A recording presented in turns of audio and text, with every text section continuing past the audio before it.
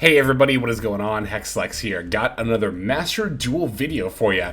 It's Monday, which means it is time for, once again, another one of our viewer specials. Our weekly video series in which we watch games from you all, the viewers, instead of just seeing me play all the time. But as we are now also doing the viewer specials, we are going to start right off the top by announcing this week's winner for the Plex Leaderboard Challenge. For those who are unfamiliar, to give you a very quick rundown, we are giving out prizing once a week over on the Discord server, linked in the description below, to the duelist who submits the highest play rate for the week using the Untapped Companion to track your stats. If you're interested in entering, again, the Discord link, or the link to my Discord server, the Hexlex Plex, is in the description below, as well as a link to get the Untapped Companion for free, and also clicking that link does help support the channel as well. So again, if you're interested in some free pricing, just head on over to the Discord and go to the channel that says Plex Leaderboard Challenge. I have the rules pinned there, and all the other fun details. But our winner for this week is going to be Mr. PLJ, who boasted an extremely impressive 90% win rate playing in the Duelist Cup. 18-2 playing in the Duelist Cup. That's pretty good. That's pretty darn good, if I do say so myself. So congrats to PLJ. PLJ will be receiving a free 30-day premium subscription to Untapped, which will allow him to see a bunch of stats for all kinds of decks on Ranked Ladder, their win rate going first and second, as well as, of course, not having ads and other very good features there. So once again, congrats to Mr. PLJ for winning this week. So now that we have now we have congratulated him there, let's go ahead and talk a little bit about the viewer special itself. For those of you who have maybe never seen this video series before, like I said at the top of the video, we once a week watch replays from you all. It kind of helps us come together a little bit more as a community, like cheer each other on at our cool games, playing cool decks, and it's always nice to showcase other people, right? Not just because other people play decks that I don't, usually play or own, but also just, seeing different builds, different ways of playing, and again, just mostly cheering each other on for playing cool decks and having cool games. If you are interested in submitting games for the viewer special, that is also going to happen in the Hexlex Plex, my Discord server, and there's a channel dedicated to that. It's called Viewer Special Submissions. Main bit of information you're going to want to leave there is your 9-digit player ID. That way I can view your profile and see any publicly saved replays that you have. Do make sure your replays are publicly saved. If they are not, I will not be able to view them. And also not be able to feature them. If you have multiple replays, you can definitely submit multiple different games.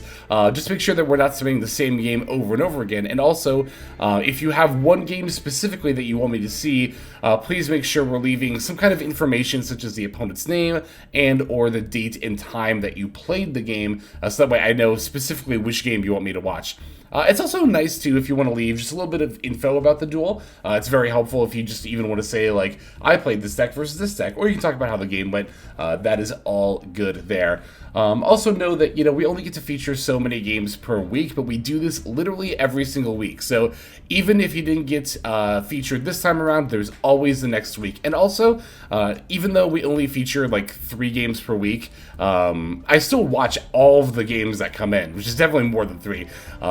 So, yeah, not necessarily every single one, but I'd say like 90%. So, even if I don't feature your game, know that I very likely will, especially if it's a deck I play, or a, build I'm interested in, then I definitely watched it. So, yeah, just know that I watch pretty much almost everything that does end up coming in here, right? So, yeah, I think that's enough preamble there. Let's go on to our first game for this week.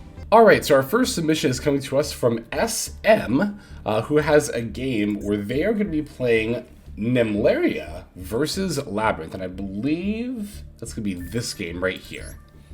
Alright, let's see what we got here. I know that SM is not our only Nimia player on the server there. Onigirly, I know, was talking about playing Nimia in the Duelist Cup, and has also ranked up to Master with this deck, I think multiple times even, so You know, don't let your memes be dreams, or I guess your dreams be dreams in this case, with the Dreaming Nimlaria. Like, really, though, if you're thinking, like, oh, I really like this deck, but there's no way you could ever get up to Master, it's like, it probably can, honestly. Like, if it's optimized and all that fun stuff, so... Sweet Dreams Nimlaria is going to allow us to add the Dreaming Nimlaria, which will then place in our Panda Zone. F is going to let us place the Dreaming Tower of Princess Nimlaria. That, of course, will let us send some of our extra away to add more of these level 10 monsters. Opponent is going to fire off a Maxi, so it looks like that is going to do it for our turn. What did they add off this Ariana? They didn't set. Oh, we Ash Blossomed. Okay, that makes sense. I was going to say, like, why would they have not set something they added off Ariana? Speaking of Ariana, they do have another one here. Looks like they're going to be adding the Stovey Torby, moving to battle phase, smacking us with both of the Arianas here for 3,200 points of damage. You know, it's interesting, right? We're in kind of a control mirror here. Both of these decks are interested in playing the long game to kind of grind the opponent out of resources. Like I say, I think that's kind of how Nimlaria plays. I don't know. I'm not, like, the most familiar with this deck, to be fair, but... I don't think it's possible to banish your whole extra deck in one turn, or at least it'd be very difficult. So, I imagine that, yeah, we're mostly trying to play, like, a more long game here. Alright, we get to set the trap card, which this one negates monsters, I think? Oh, no, it summons. Okay, I see. We did get the Vanity's Ruler, so looks like they are going to be able to use the Big Welcome, though, because they did end up negating it here. Vanity's Ruler is like a one-sided Vanity's Fiend. It's just level 8 instead of 6, but looks like it's going to ultimately end up getting pops here anyway. They get to Ariana and Lovely Lab here. Oh, because the pop is from the Lab, the field spell, yep. Getting rid of our Eater of Millions. But we do get to summon our Dreaming Nimlaria out of the extra deck now. Banish their board down, and then put some of our extra deck back here. So, you know, that wasn't one turn, but that was just two to get our extra deck down to 0. That was definitely not too bad at all. Yeah, that's the thing about Nimlaria, and this happened to me one time when I played against this deck. You think you've, like, answered all the resources until you realize, like, wait, they don't have an extra deck. Wait, they don't have an extra deck! It's also, I think it is really cool that... As opposed to, like, Domain Monarch, where you just put 0 cards in your extra deck, this is a deck that doesn't want to have an extra deck, but still requires you to have cards in your extra deck. It's a very well-designed archetype. And the theming is just lovely, of course. These cool, big, dreaming beasts that are all, like, made out of desserts and stuff. It's really, really cool. I like it a lot. Okay, opponent's going to Ash Blossom the Continuous spell, which makes sense, because, I mean, this effect is, like, probably one of the most powerful recurring effects this deck can do, just adding multiple big monsters here. But, you know, we already have all the big dreaming monsters we're gonna need. Yeah, they're just gonna end up conceding right then and there. It's so good. So good. Nimlaria, such a fun deck. And again, yeah, we got multiple people on the server playing Nimlaria to a good amount of success here. Again, Oni Girly, I know, has gotten up to Master Rank multiple seasons. I'm pretty sure multiple seasons. So, yeah, again, this is one of those decks where people might be like, oh, well, I'd love to be able to play Nimlaria, but yeah, competitive Yu-Gi-Oh! Only the top meta decks are good.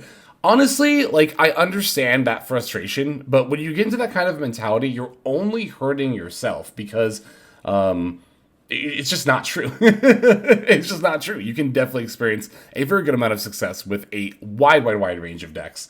It's always interesting when people get upset when I say that. Like, I've definitely had more than one person when I make the kind of statement be like, you're just coping. Only Snake Eye and Math Mech and Super Heavy Samurai and Labyrinth Branded are good. No other deck is good right now. You're wrong. And it's just like, you know, I kind of don't understand that determination to be miserable, but just, you know, being optimistic. It's a good way to be. Let's go ahead and check out our next duel that we got going on here. Okay, so our next game comes to us from Will. Will is trying out a... Yeah, let me pull this up to make sure I got everything right here. Will is playing a Snake Eye Adventure Sprite pile. So I think you all, know I'm immediately going to be interested in this one. I want to see this list here too. I did actually have a couple of games that I was going to look at.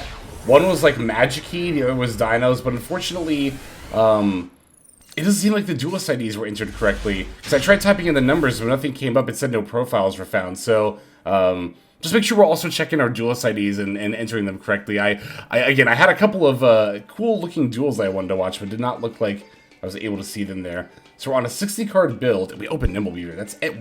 This hand is insane. Oh my god. Playing a Morphage Goliath. I imagine this is a Mannequin Cat target. Yep. Okay, makes sense. Makes sense. Hell yeah. You know, it's funny. I actually thought about going up to 60 for Adventure Sprite and throwing in some more just general pile stuff. And it looks like you definitely beat me to the punch on that one. Opponent's going to be on a Pendulum deck. Oh, other neat thing about this duel that was mentioned by Will is that we're going to be playing through quite a bit of disruption here. I mean, as you can see, we're going second, didn't open any disruption ourselves, so, but that's the thing. Like, excuse me. Even if you don't open disruption, it probably means you opened a lot of gas. And I see, like, every now and then I'll see, you know, people say, like, oh yeah, you know, if I go second, I don't see a hand trap, I just concede right away. And it's like, you are throwing so many games by doing that. Now, granted, if your primary... Jesus Christ, Pen Summon 4. Now, if your primary motive is to just play games and you're not, you know, if you're more interested in saving time than ranking up, then I get that. You know, I understand, you know, just wanting to move on to the next game, but if your interest is in ranking up and also improving as a competitive duelist, then you are 100% throwing if you do that. So, yeah, looks like the opponent is going to end on a 4-material Appaloosa. That's 4 monster effect negates right there, plus the Omni negate of the Odd Eyes Vortex Dragon, right? That's any Spore Trap card or another monster effect. So, gonna have quite a bit to play through, but again, we have a lot. Like, we have a lot in hand here, so we should definitely be good to go. We're going to start the Special Summon Terratop, activating the effect. Opponent is going to Appaloosa. We're chaining the Wanted here, just kind of showing our opponent, like, all right, we got other follow-ups here. I guess also to see if they were to, like, use the Vortex Dragon there, if that makes sense. Normal Summon Nimblebeaver and Nimblebeaver F. They actually let that resolve, which is kind of wild to me. We're going to use Original Sin. That's going to eat the Odd Eyes Vortex Dragon. So we're through 2 of the negates. We got 3 more to go, and they're all monster effect negates. But granted, we have all monster cards in hand, so we might draw something here. Ah, another Angler. That was actually a really good... That was actually an insanely good top deck. Whoa, because that'll actually proc off the DML. Wait, that was like an insane top deck. Oh, we even got to chain block the Angler, too. That's wild. That's so good. That's why I had my Sprite build that played 3 Angler when I was on both Adventure and Diabell stuff. This kind of makes me want to try out the Diabell stuff again, I'm not going to lie. Not even kind of, it really makes me want to try it out again. Special blue. Opponent's going to... Yeah, they're so over. It's so over. Like, there's no way. We have too many bodies on the board. There's no way, like, 2 monster... Even using one of the monster effect negates on blue here just does nothing. Alright, gonna make out a gigantic F. They're gonna use the Apo, and I think I might know how this game ends. Yeah! Are we gonna do it? We're doing it, aren't we? Yeah, it's a Shadow Mosquito. Let's fucking go! I love this card so much. So Shadow Mosquito, for those who are not familiar with this card, by the way, when an attack is declared, does not have to even be you declaring the attack. When an attack is declared, you can either detach one of the material to put a hallucination counter on a monster on the field, or you can inflict damage to your opponent equal to the attack of a monster with a hallucination counter on it. Ladder effect doesn't even require you to detach materials, so when we battle Gigantic over the Appaloosa, we put a counter on the Vortex Dragon. Now, when we battle into the Vortex Dragon, we always deal damage equal to its attack. And the fun part is that you even do that before the attack goes through. So you always do the burn before you would take the battle damage if you're ramming little stuff into a really big monster there. So that was good. That was good. That was good. I really like that. You know what? I was kind of thinking about this. I feel like we've had shorter games so far this week.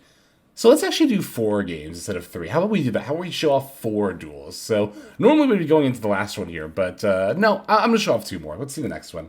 All right, our next submission comes to us from someone with a very, very fun username, Zero to Hero. You might be able to guess what deck they're on. Jump over on the Discord server submitted this, and they say I know Hexlex isn't like showing one long combo duels without interaction with the opponent, but what I cooked on the first turn was just insane. For the record, I am totally all about showing insane turn ones if we're cooking up something spicy. And I think this might be like the best possible turn 1 hero board you can get. So we're definitely going to watch this game. This combo line that they play out here on turn 1 is absolutely insane. Absolutely insane. Plus, we will see plays from the opponent on their turn, so it's not just completely one-sided here. Look at this hand, though. We have E-Emergency Call and Hero Lives and Call By and Thrust. Are you kidding me? This is like probably a custom hero hand here. I haven't played this deck in a hot minute myself, so I'm not as well kept up on it as I probably should be, but no, this is insane. All right, we're gonna E-Emergency Call for the Liquid Soldier. That's a fun surprise we'll be using later. Hero Lives, they're going to Maxi in response. We have the Call By. So, I mean, to be fair, they did have Disruption, and we just have the Call By, so. So, yeah, Heroes, a lot of people really underestimate how much of a power boost Heroes got in recent releases with the Flame Wingman Infernal Rage. Don't sleep on that card or this deck. That card was a huge power boost for what this deck is capable of. Like, a lot of people, like, I don't know. I feel like Hero is one of those decks that's kind of treated the same as when it first came out, because the combo line looks so similar. But again, the tools that they've gathered in all these releases, it all adds up. It all very much adds up. So, gonna summon out the Mally with the Cross Crusader. Second off to add the Denier. Normal summoning our Liquid Soldier that we added off the E-Call. This is where it comes back. We get to bring back the Stratos now and then add a Destiny Hero Plasma. Looking off the Cross Crusader and Vion for the Infernal Devicer. This is what we're going to use to end up adding the Neos from our deck to our hand. Now we can poly and fuse the Liquid Soldier with the Neos in order to summon out the Infernal Rage, because this is a normal monster, I believe. Oh no, it just needs 2 with different attributes, I see. But this allows us to add a favorite contact, which is going to allow us to cheat out the Shining Neos Wingman on their turn, which will then give us multiple pops. And that's pretty insane, right? In addition to everything that Hero can already do for its end board, as far as like being able to have the Plasma to stop your opponent's monster effects, the Dark Law to act as a macro, and also an Ash Blossom effect that banishes, kind of. Well, Ash Blossom prevents it. It's a hand rip that banishes, but only when they search. Anyway, and then, of course, there's also, like I said, the favorite contact, now thanks to the Infernal Flame Wingman, or Infernal Rage Flame Wingman, that lets you search that, and then you can summon out the Shining Flare Wingman on the opponent's turn, which, again, does allow you. Oh, and there's also Wake Up Your Elemental Hero. That happened a few months ago, right? The deck got this card, which gives them even more searchability. It's like I said, you know, Hero, at least for me, maybe I'm just kind of projecting onto other people when I say a lot of people, but for me, it's so easy to think of Hero as like, oh, they kind of just do the same combo line as they used to, but no, they've gotten so many tools in even recent releases that it very much expands on what the deck is able to do. And then just for the finishing touch here, we're going to Thrust Set Imperm. That's so good. Such a good turn 1. Again, I don't know if you could have a much better turn 1 with Hero, right? But it's going to leave a small world. We're going to chain Mask Change, because as I mentioned, Dark Claw, which is what's getting summoned here, has the ability to banish a card from the opponent's hand after they add one from the deck to their hand. It's random, you don't get to banish what they added, but looks like we're up against Virtual World here. Oh, and then Shadow Mist, of course, will just get a search as well. Dark Law, like I said, is going to rip that card out of their hand. I think we actually end up even taking the card they added. It was the, yeah, the Maihime. It's so good. They have to normal summon Otohime, set 2, but we're not done yet, because during the end phase, we're going to Shining Neos Wingman. It's going to pop their monster in one of their back rows, and yeah, they're just like done here. Because I don't think we'd even use, oh no, I can't click on it anymore because the duel ended. I was going to see if we'd use DPE's effect, but I think we could have even used that to then also pop the remaining back row. Yeah, no, I don't know if you could get a much better hand than this. That was an absolutely insane turn 1. Thank you very much, Hero, for showing us to that, or showing that to us, rather. Yeah, we'll do one more duel here. Let's check it out. Alright, our last game comes to us from Sedan Prata, who goes by Ryo over on the Discord server. They actually said, I thought this was kind of wild here, new to Yu-Gi-Oh! Thought these games were pretty cool to play. We're playing Infernoble, by the way. If you're, like, brand new to this game and you're taking Infernoble Knight to Master, you're, like, a savant. That's actual insanity. That's, like, wild. Let's take a look at this game here against Ironside.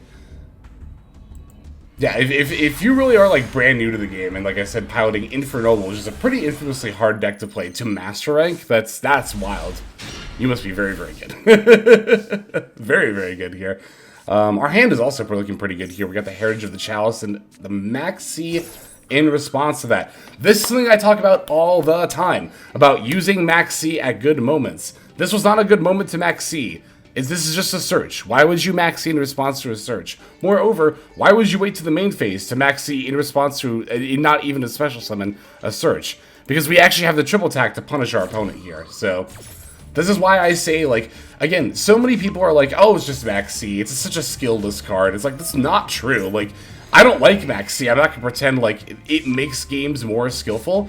That's like a whole debate, right? But I don't like Maxi like a lot of other people do, but you do have to acknowledge that there is a certain degree. Like here, we use Maxi during the draw phase, which makes a lot of sense. If you're going to shotgun Maxi, do it during the draw phase. If you do it during the main phase, again, you're just opening yourself up to getting triple attacks for, like, no reason at all. Okay, so they're going to Seek Your Soul for Raisin, Raisin for Xiaolong. They're just kind of going for it, playing under the Maxi. Just kind of interesting. Oh, they topped up the Kurikara, I see. I guess they just wanted to set up the Snow Devil here. Well, now they're making the Rock. It's like... I don't know if I understand this line from our opponent. Oh, excuse me. I feel like I might have, I don't know. I'm not a Vanquish Soul player. Maybe this was right, even under Maxi, but I think if you're playing Vanquish Soul and you're under a Maxi, like, isn't the reason to play this deck that you don't have to commit a lot under Maxi? Like, couldn't we have... I guess our hand was really awkward, though, as the Vanquish Soul player. Yeah, you know what? To be fair, I was going to kind of pick apart my Ironside's playing here, but I think it was actually fine. It's like, yeah, we don't want to give... our opponent doesn't want to give us draws off Maxi, but you can't just do nothing, right? Like, I think in a situation like this especially, you can't just pass. Especially if you know your opponent's on Infernoble. You know you're going to get, like, super comboed out, right? Oh, we even get to lead with the Gearfried here. It's so good. We have a lot of equip spells in our hand, actually. Do we... What do we still have left in our deck? Oh, we actually have a lot left in our deck still, too. Okay.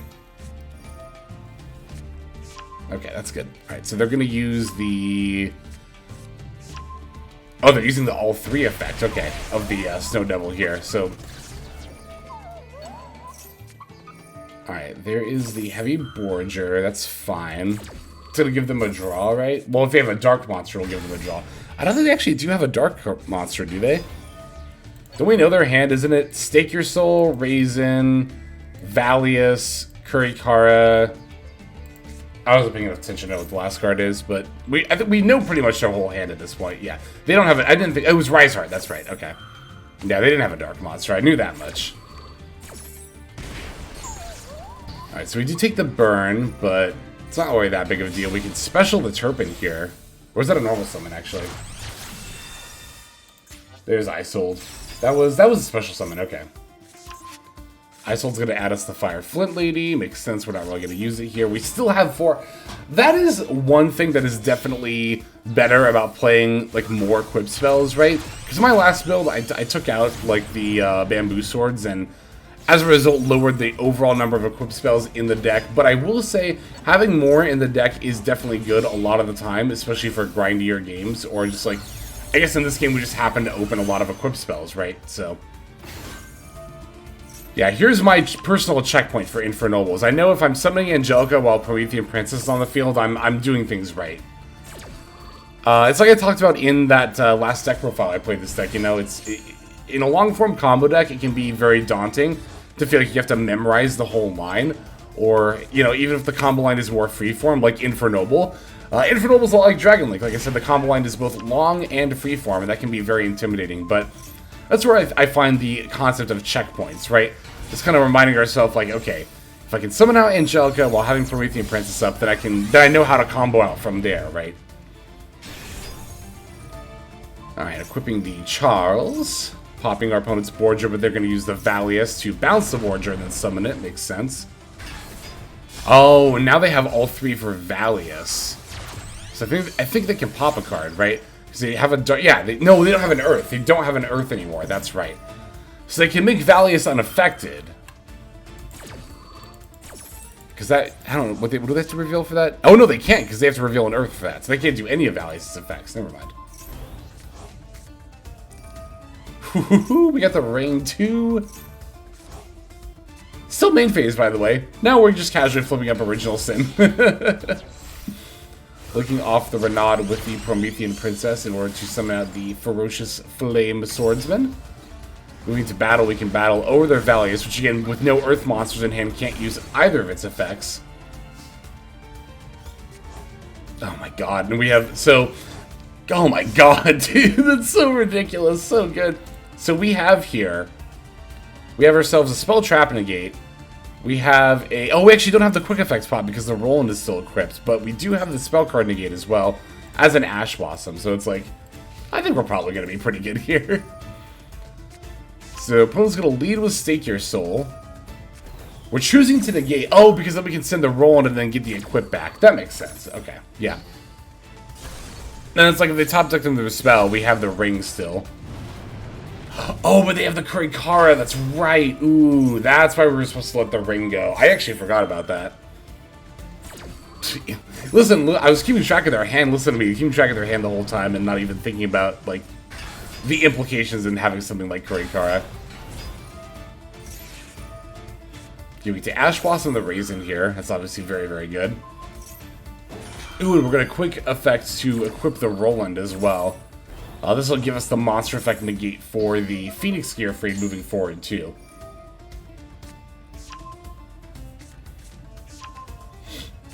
So I imagine, yeah, we're going to do that here with the Gearfried. Negate the Raisin F. They still get to do the Heavy Borger, but that's fine. Doesn't matter. Their hand is what? Raisin, Xiaolong. Not Valius. We destroyed Valius, didn't we? Yeah, Valius is right there. It's Xiaolong, Raisin, Rice Heart. I keep forgetting about the Rice Heart. Whoa, is that my alarm going off? That's my alarm reminding me to record this video. That's counterproductive when it interrupts it. But anyway.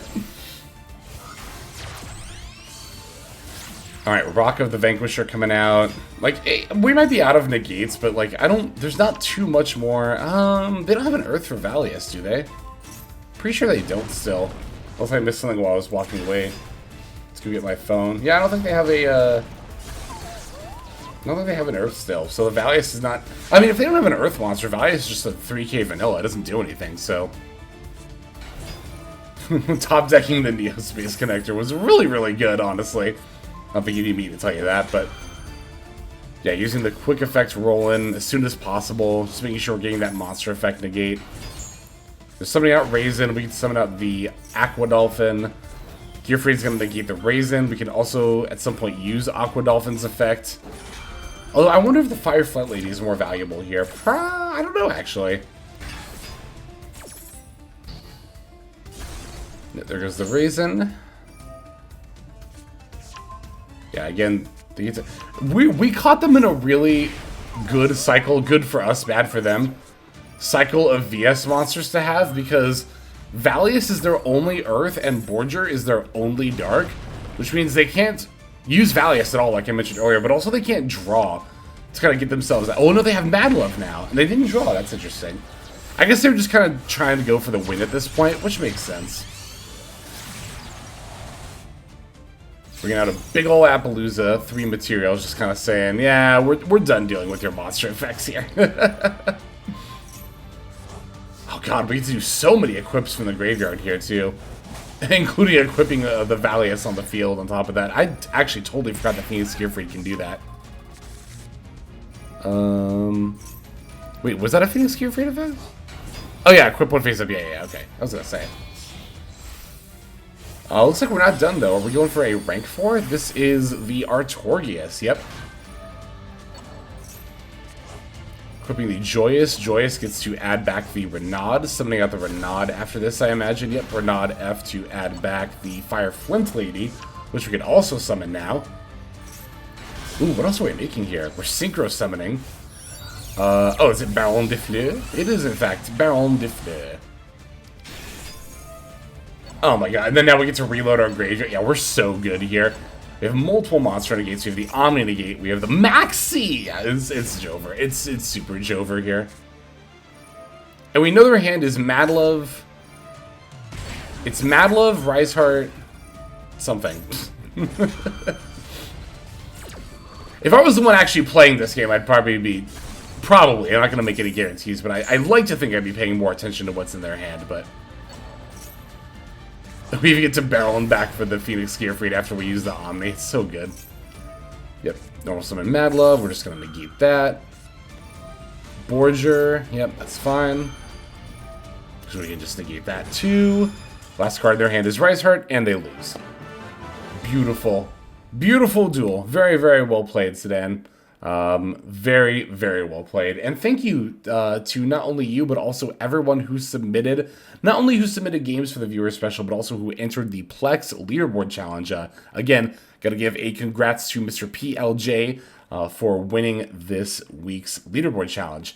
Again, if you're interested in participating in either of our, these continuous community run kind of events, the viewer special and the leaderboard challenge, you're going to want to check out the Discord link, invite link in the description below there. Yeah, that'll do it for this one, though. Thank you, everybody, so very much for watching these games. Let's move now to our outro. Hey everybody, thank you so much for watching all the way to the end of the video. That means a lot to me. It's also a great way to support the channel, so thank you very much in that way as well. If you're interested in supporting the channel in other ways, like the very special patrons that I am thanking here, you can do so by checking out some of the links in the description. One of those goes to the Patreon, where you can join these fine folk and support the channel that way. I do post daily content over on Patreon, so you do get something for support there. And if you're interested, I also have a coaching tier option as well. Details again will be on Patreon in the link below. Also in the description linked below is my Twitch page where I stream a few times a week. You can go ahead and check that out, follow or subscribe over there if you ever want to catch me live. You'll also find my second YouTube channel if you feel like subscribing over there to watch some of the Twitch VODs as well as some additional non-Yu-Gi-Oh related content that I make over there. Again, any of those links you want to check out is all a great way of supporting. But again, even if you don't do that, just watching was also a fantastic way to support. And once again, I have to thank you so very much. But in any case, this is Hexlex. I'm going to be signing out, and I'm hoping you have a fantastic day.